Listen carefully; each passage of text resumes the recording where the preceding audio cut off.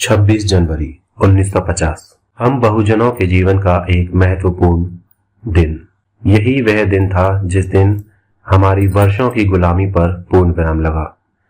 इसी दिन के बाद हमें समाज में सम्मान से जीने का अधिकार मिला। लेकिन ये और बात है कि आज भी बहुजनों और दलितों को कई बार तिरस्कार का सामना करना पड़ता है। लेकिन अब ऐसा करने वालों के खिलाफ कानूनी कार्रवाई का प्रावधान है।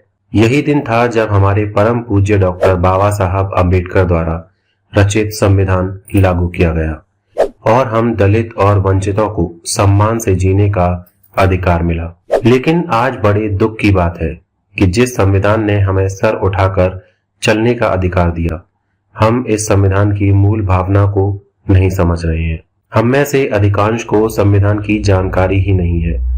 हमें उन अनुच्छेदों की जानकारी नहीं है जिनकी वजह से हमारे अधिकार सुरक्षित हैं। आपको याद होगा कि संविधान के लागू होने से पहले हम बहुजनों का जीवन कितनी तकलीफों से भरा हुआ था। देश में जाति व्यवस्था के चलते हमें अछूत और नीच कहकर बुलाया जाता था। हमारे ना चाहते हुए भी हमें मजबूर करके हमसे निम्न स्तर के कार्य कराए जाते थे, जैसे मरे हुए जानवरों को फेंकना, सवर्णों की गंदगी को उठाना और सफाई करना आदि। और ये सब काम करने के बाद हमें अछूत कहकर धुतकार दिया जाता था। हमें सार्वजनिक जल स्रोतों से जैसे कुएं, तालाब आदि से पानी लेने की इजाजत तक नहीं थी। हमारी माताएं बहनें सम्मान से अपना जीवन नहीं जी सकती थी। हम एक नरक जैसा जीवन जी रहे थे। ना ही हमें शिक्षा का अधिकार था, ना ही व्यापार का, और ना ही संपत्ति इकट्ठी करने का। और यही कारण था कि हम गुलामी का जीवन जीने के लिए मजबूर थे।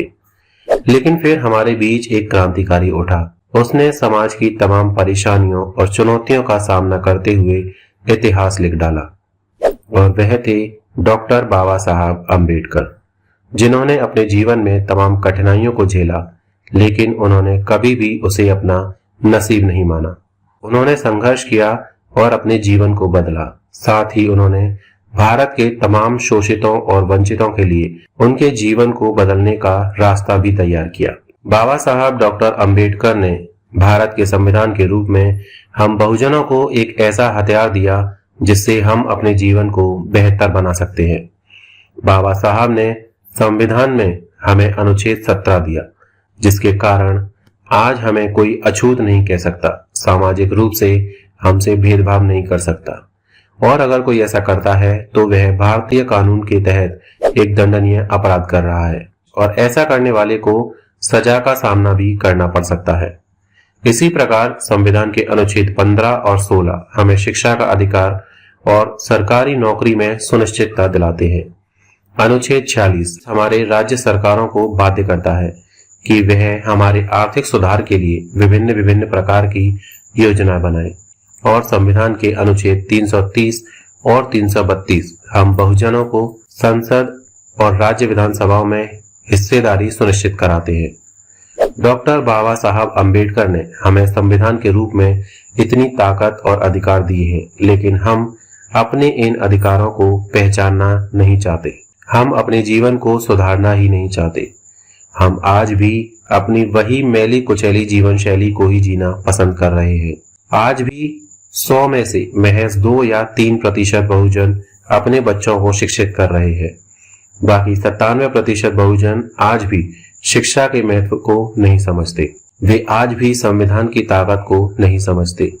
वह आज भी शराब और अन्य नशीले पदार्थों में खुद को इतना उलझा कर रखते हैं कि अपने जीवन के साथ साथ अपने बच्चों के भविष्य को भी बर्बाद कर रहे हैं। पहले हम जाति व्यवस्था के कारण गुलामी करते रहे, और आज हम अपनी नासमझी के कारण नशे की गुलामी कर रहे हैं। हमारे महापुरुषों ने हमें सामाजिक कुरीतियों से तो बचा लिया, लेकिन इन तमाम प्रकार की बुराइयों से हमें खुद ही बचना होगा। संविधान द्वारा हमें जो अधिकार दिए गए हैं, उनका इस्तेमाल करके अपने जीवन की परिस्थितियों को बदलना है, क्योंकि हम नशे में डूबकर कभी भी सत्ता हासिल नहीं कर सकते, और कभी भी मान्यवर कांशी राम जी के सपने को पूरा नहीं कर सकते। इसीलिए शिक्षित बनिए, संगठित रहिए, सजग रहिए। जय भीम।